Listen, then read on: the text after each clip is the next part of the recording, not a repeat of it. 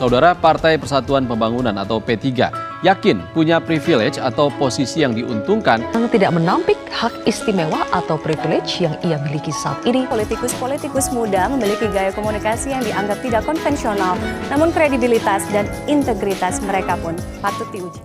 Adanya privilege untuk mendorong politisi muda naik ke panggung politik membuat masyarakat mempertanyakan, apa itu arti demokrasi?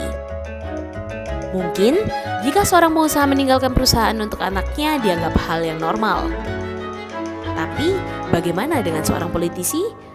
Tentu orang-orang akan menyebutnya sebagai politik dinasti.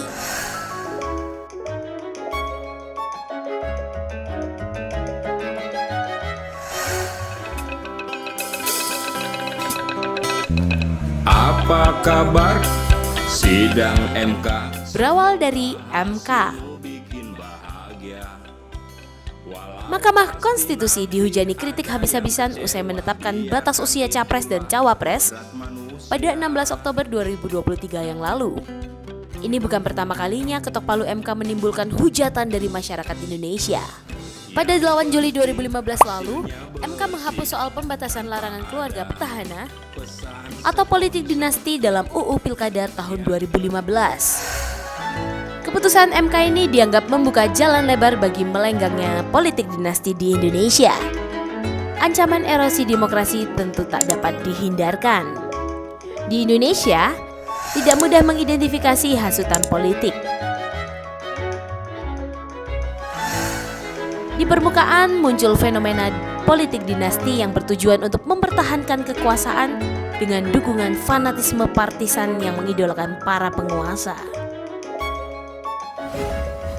Seorang demagog dari luar tampaknya berjuang untuk rakyat, meskipun itu semua hanya agitasi untuk mendapatkan kekuasaan demi keuntungannya sendiri. Meskipun para demagog seringkali dianggap sebagai suara oposisi yang menyebarkan ketakutan untuk meraih kekuasaan, hal ini sulit ditemukan di Indonesia.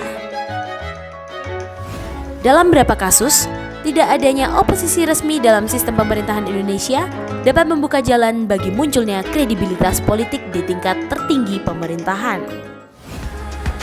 Kami meyakini bahwa pasangan Bapak Prabowo dan Mas Gibran merupakan pasangan yang tepat. Harta paling berharga adalah privilege keluarga. Majunya Gibran menjadi pendamping Prabowo tentu menimbulkan banyak pro dan kontra. Gibran dianggap memiliki privilege yang berasal dari bapaknya, yaitu Presiden Joko Widodo. Menarik, namun cukup menggelitik. Kadang-kadang saya mendengar rakyat, Pak, politik kita ini ribet banget ya. Padahal yang menentukan kemenangan itu adalah rakyat. Beragam komentar menyerbu mereka. Dibandingkan pasangan lain, pasangan ini jelas menyedot animo masyarakat, baik dalam bentuk pujian atau bahkan makian. Nama Jokowi pun tentu terseret dalam pencalonan ini.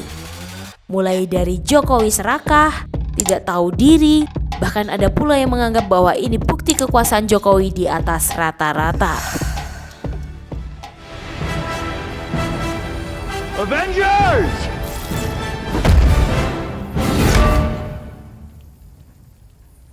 Assemble. Kukira cupu ternyata suhu. Kata itu tepat menggambarkan situasi politik dinasti bentukan Jokowi.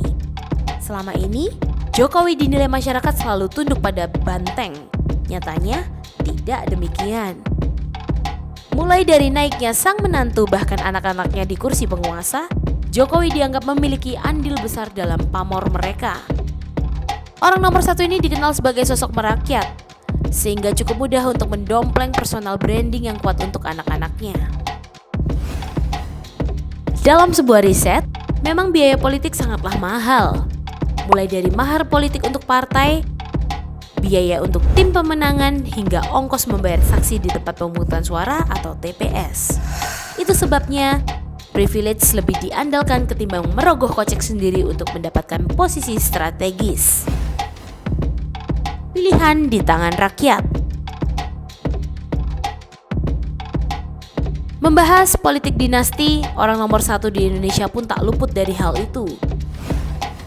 mulai dari Presiden Soekarno, Susilo Bambang Yudhoyono, dan yang terbaru adalah Joko Widodo.